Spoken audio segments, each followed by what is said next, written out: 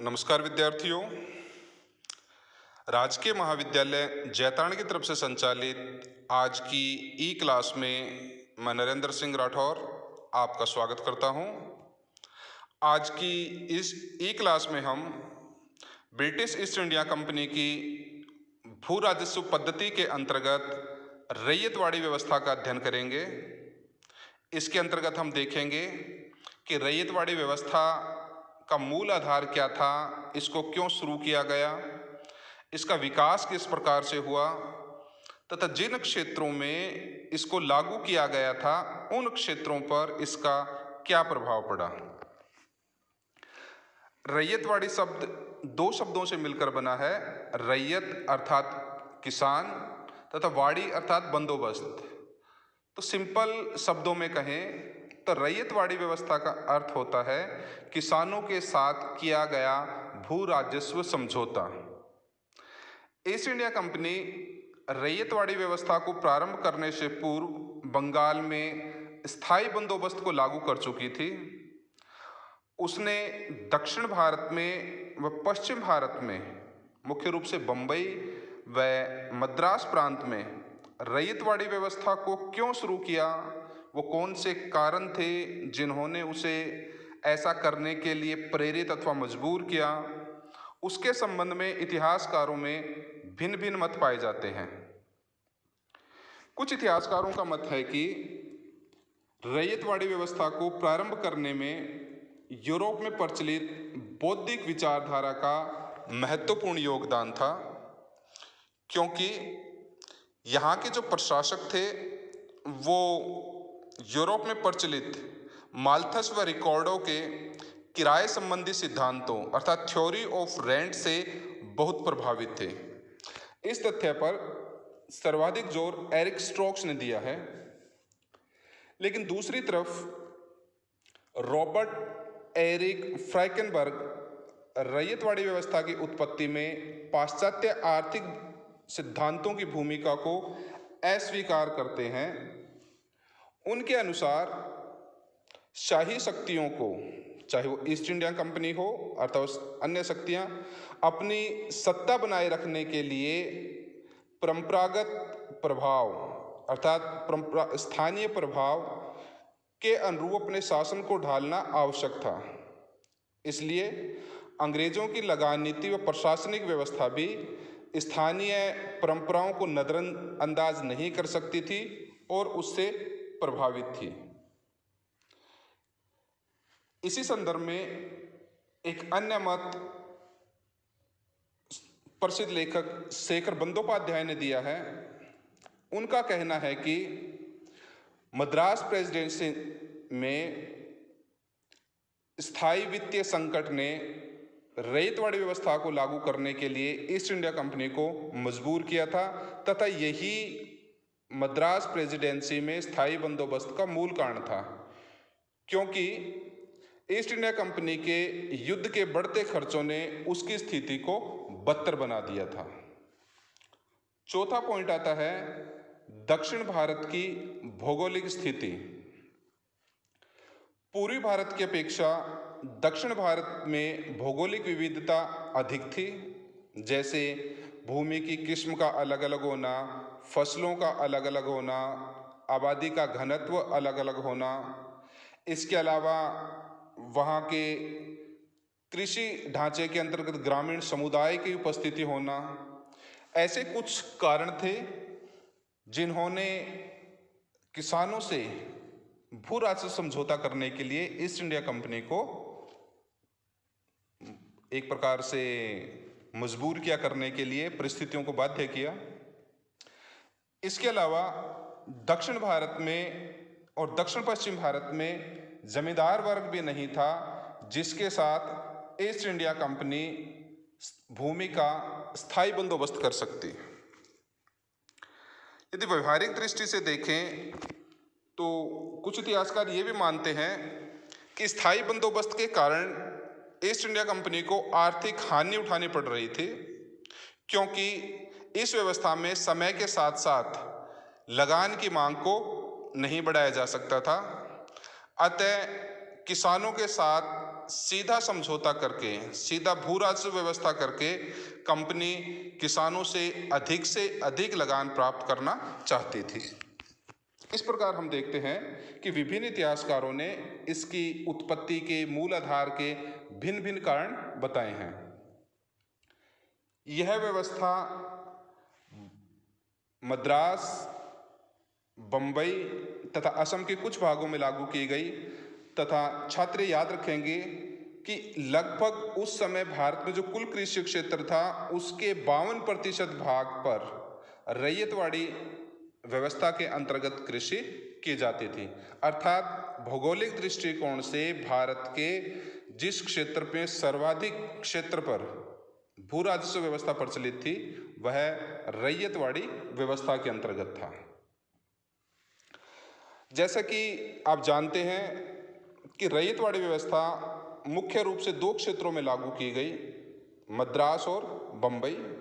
असम भी इसके साथ था। तो हम दोनों में अलग अलग देखेंगे कि किस प्रकार से इनका विकास हुआ। रैयतवाड़ी व्यवस्था को सर्वप्रथम 1792 ईस्वी में बारामहल जिले में कर्नल रीड के द्वारा लागू किया गया। उसने लगान समझौता जमींदारों से न करके वास्तविक किसानों से किया, अर्थात वे किसान जो कि भूमि के स्वामी थे, और उसने यह लगान समझौता 3 से 10 वर्ष की अवधि के लिए किया था। किंतु धीरे धीरे इस व्यवस्था की उपयोगिता से कर्नल रीड का विश्वास उठने लगा। 1798 ईस्वी में जब वेल्जली गवर्नर बनकर आए तो उन्होंने स्थायी बंदोबस्त को, रैयतवाड़ी को नहीं, स्थायी बंदोबस्त को मद्रास प्रेसिडेंसी में लागू करने का आदेश दिया। इसके पश्चात जब कर्नल रीड का विश्वास जहां रैयतवाड़ी व्यवस्था में खत्म होता जा रहा था, वहीं दूसरी तरफ मुनरो का विश्वास रैयतवाड़ी व्यवस्था में बढ़ता जा रहा था। जब मुनरो को 1801 ईस्वी में समर्पित जिलों का राजस्व प्रशासन संभालने को कहा गया तो उसने हर गांव से मालगुजारी तय कर दी तथा इसके पश्चात हर किसान से मालगुजारी अलग अलग तय की गई। जैसे कि आप देखेंगे कि महलवाड़ी व्यवस्था में होता था आगे कि एक पूरे गांव पर राजस्व का निर्धारण करना और फिर अलग अलग किसानों पर भूमि के आधार पर उसका निर्धारण करना। इस प्रकार से रैयतवाड़ी व्यवस्था का जन्म हुआ। 1809 तक इस पद्धति को अर्थात रैयतवाड़ी व्यवस्था को मद्रास के कुछ स्थानों पर लागू किया गया, किंतु कोर्ट ऑफ डायरेक्टर के आदेश पर इसे कुछ समय के लिए स्थगित कर दिया गया। बाद में इसकी सफलता स्पष्ट होने पर 1818 ईस्वी में इसे पुनः लागू किया गया। तो याद रखेंगे मद्रास प्रेसिडेंसी में रैयतवाड़ी व्यवस्था के साथ साथ अन्य भू राजस्व पद्धतियां जैसे स्थायी बंदोबस्त आदि भी प्रचलित थी। अब रैयतवाड़ी व्यवस्था के अंतर्गत एक महत्वपूर्ण परिवर्तन मुनरो के समय आता है जब वह मद्रास का गवर्नर रहा, अर्थात 1820 से 1827 तक। उसने अधिकांश क्षेत्र में रैयतवाड़ी व्यवस्था लागू की, किंतु जिन क्षेत्रों में पहले से स्थायी बंदोबस्त पद्धति लागू थी उन क्षेत्रों को उसने छोड़ दिया। उसने अपनी रैयतवाड़ी पद्धति के अंतर्गत उपज का तीसरा भाग अर्थात 1/3 भाग प्राप्त किया, लेकिन यह सैद्धांतिक था। व्यवहारिक रूप से भूमि की उपज और उत्पादन शक्ति के आधार पर लगान को बदला भी जा सकता था। यह व्यवस्था 30 वर्ष तक चलती रही। बाद में 1855 ईस्वी में वहाँ पर मद्रास में नए भू सर्वेक्षण किए गए तथा उसके आधार पर ईस्ट इंडिया कंपनी को राजस्व के रूप में 30% लगान निर्धारित किया गया। वास्तविक रूप में इसे 1861 में लागू किया गया, लेकिन ईस्ट इंडिया कंपनी की भूख बढ़ती जा रही थी। 1865 ईस्वी में सरकार ने लगान का भाग 30% से बढ़ाकर 50% कर दिया, जो कि बहुत अधिक था। इस व्यवस्था से यद्यपि ईस्ट इंडिया कंपनी की आय में ज़बरदस्त वृद्धि हुई, आप अंदाज़ा लगा सकते हैं कि मद्रास प्रेसिडेंसी से 1861 में भू राजस्व राशि 32.90 लाख पाउंड थी, जो 1874 में बढ़कर 41.80 लाख पाउंड हो गई। इस प्रकार जहां कंपनी अमीर होती जा रही थी, वहीं किसानों की हालत खराब होती जा रही थी। इस काल के दौरान किसान परिवारों की मृत्यु दर में भी उल्लेखनीय वृद्धि हुई तथा 1877-78 ईस्वी के भीषण कालों ने रैयतवाड़ी व्यवस्था के दोषों को प्रदर्शित किया। दूसरी तरफ बंबई प्रेसिडेंसी में भी रैयतवाड़ी व्यवस्था लागू की गई। इसका प्रारंभ 1803 ईस्वी में हुआ, जब गुजरात से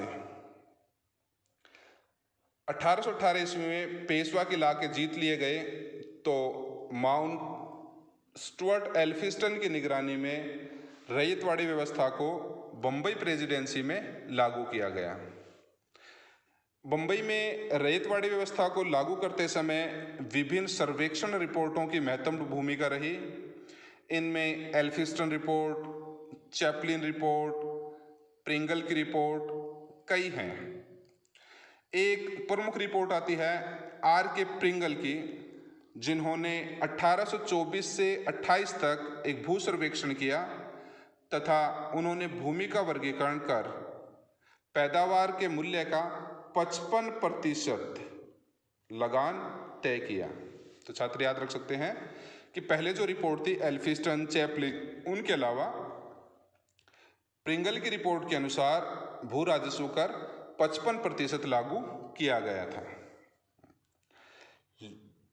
उसके पश्चात एक सर्वेक्षण आता है विंगेट का सर्वेक्षण। यह बंबई प्रेसिडेंसी के भू राजस्व निर्धारण में एक महत्वपूर्ण स्थान रखता है। लेफ्टिनेंट विंगेट, जो इंजीनियरिंग कोर के पदाधिकारी थे, उन्हें भूमि सर्वेक्षण का अधीक्षक नियुक्त किया गया। उन्होंने 1847 में अपनी रिपोर्ट प्रस्तुत की, जिस पर E. गोल्डस्मिथ, कैप्टन डेविडसन और कैप्टन विंगेट के हस्ताक्षर थे। यह एक व्यवहारिक बंदोबस्त था जिसका उद्देश्य मांग का मतलब है लगान को गिराकर ऐसे स्तर पर लाना था कि उसका नियमित भुगतान होता रहे। अर्थात विंगेट सर्वेक्षण के द्वारा भू राजस्व को व्यवहारिक स्तर पर लाना था। इसके अंतर्गत हर खेत का आंकलन निकट अतीत के भुगतान, अर्थात पहले जितना भुगतान किया जा रहा था, प्रत्याशित मूल्य वृद्धि, आगामी भविष्य में कितने मूल्य वृद्धि की जा सकती है, मिट्टी की प्रकृति अर्थात उपजाऊपन और स्थान अर्थात उसकी भौगोलिक स्थिति पर निर्भर था। तो कह सकते हैं कि जो कर का निर्धारण किया गया था वो सर्वेक्षण के अंतर्गत पिछले मूल्यों, आगामी मूल्य वृद्धि, भूमि के उपजाऊपन इत्यादि कई तथ्यों को ध्यान में रखकर किया गया था।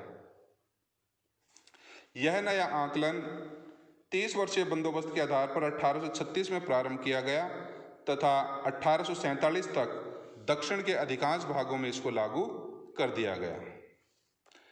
1868 ईस्वी में 68 ईस्वी में 66 नहीं है, पुणे एक भूमि का सर्वेक्षण कराया गया। इस समय अमेरिका में गृह युद्ध होने के कारण कपास के मूल्यों में अत्यधिक वृद्धि हो गई थी, इसलिए ब्रिटिश सरकार भी चाहती थी कि वो भी किसानों से अधिकतम लगान प्राप्त करे। इस उद्देश्य से भू राजस्व में 66% से 100% तक की वृद्धि करने का उन्हें अवसर मिला। लेकिन बंबई में जो रैयतवाड़ी व्यवस्था लागू की गई, इसमें दो प्रमुख दोष थे। एक तो अत्यधिक भूमि कर और दूसरा इसकी अनिश्चितता। इस कारण किसानों में इससे असंतोष उत्पन्न हुआ। और छात्र याद रखेंगे, कई बार पूछा जाता है कि इस कठोर नीति के कारण 1875 में दक्षिण भारत में कृषक विद्रोह भी हुए, जिसके परिणाम स्वरूप 1879 में ईस्ट इंडिया कंपनी की सरकार ने, या ब्रिटिश सरकार ने, ईस्ट इंडिया कंपनी की समाप्त हो चुकी थी उस समय, ब्रिटिश सरकार ने दक्षिण कृषक राहत अधिनियम पारित किया, जिसमें किसानों को साहूकारों के विरुद्ध संरक्षण प्रदान करने का प्रयास किया गया। किंतु किसानों की जो मूलभूत समस्या थी भू राजस्व, उसके संबंध में अधिक कुछ नहीं किया गया। यद्यपि कुछ इतिहासकार इस बात से इनकार करते हैं कि लगान नीति के कारण दक्षिण में कृषक विद्रोह हुए थे। अब हम इस पद्धति के मूल्यांकन करेंगे कि इस पद्धति से लाभ क्या था और इससे हानियां क्या थी। तो जाहिर सी बात है कि इस पद्धति से जो लाभ थे वो अधिकांशतः ईस्ट इंडिया कंपनी को थे, क्योंकि पहला तो इस पद्धति से कंपनी को आर्थिक लाभ हुआ, क्योंकि इस पद्धति में बड़े पैमाने पर भूमि को जोता जा सकता था, अर्थात बंजर भूमि को भी जोता जा सकता था, और उसकी आय में भी सरकार का हिस्सा था। दूसरा, सैद्धांतिक रूप से रैयत अर्थात किसान अब अधिक स्वतंत्र थे, क्योंकि जमींदारों की तुलना में उन्हें भूमि अधिकार प्रदान किए गए थे।